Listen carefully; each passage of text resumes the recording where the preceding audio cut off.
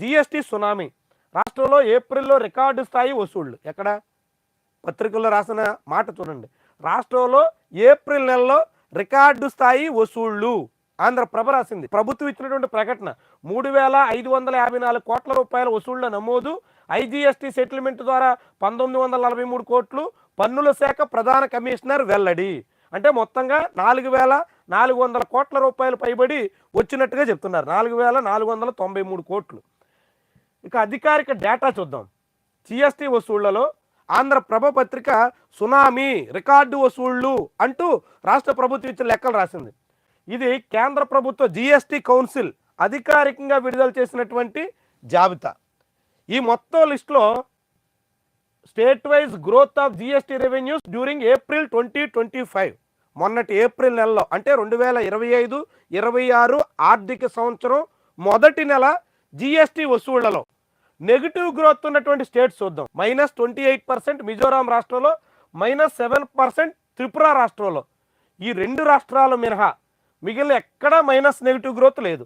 ఇక్కడ -3% ఎక్కడ ఆంధ్రప్రదేశ్లో.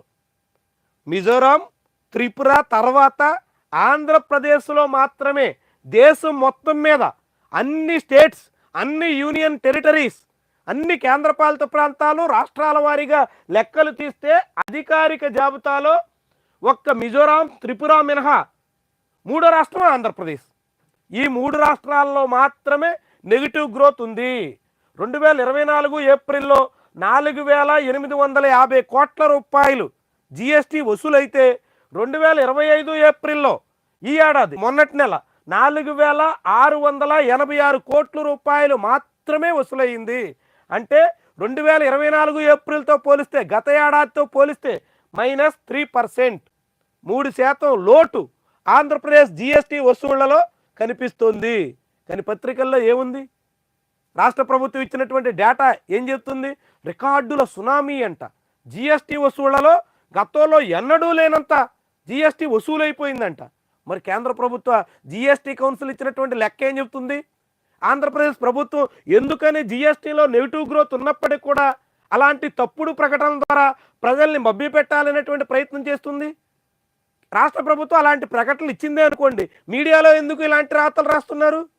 ఒకసారి ఆ అధికారిక డేటా, కేంద్ర ప్రభుత్వం ఇచ్చినటువంటి డేటా ఒక్కసారి పరిశీలిస్తే చాలా క్లియర్గా స్పష్టమవుతుంది కదా ఏ రాష్ట్రంలో ఎంత వచ్చిందో. సమీప సౌత్ స్టేట్ చూసినా తమిళనాడులో 13%, కేరళలో 5%, కర్ణాటకలో 11% గ్రోత్. ఇది ప్లస్ మనకి నెగిటివ్ గ్రోత్. ఓన్లీ సౌత్ స్టేటు, అందులోని పెద్ద స్టేటు, నార్త్ ఈస్టర్న్ స్టేట్స్ తర్వాత ఏకైక స్టేటు ఆంధ్రప్రదేశ్ మాత్రమే నెగిటివ్ గ్రోత్లో ఉంది.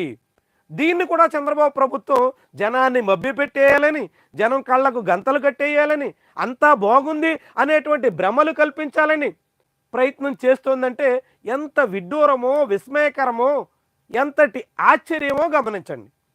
అధికారిక డేటా ఏమో నువ్వు నెగిటివ్లో ఉన్నావు, మైనస్లో ఉన్నావు, ఆంధ్రప్రదేశ్ వెనుకబడింది, మిజోరాం, త్రిపుర తర్వాత ఆంధ్రప్రదేశే అని లెక్కలు చెబుతుంటే రాష్ట్ర ప్రభుత్వమేమో అందుకు విరుద్ధంగా అంతా బాగుంది, అత్యధిక రికార్డులు వచ్చింది, జీఎస్టీ సునామీ.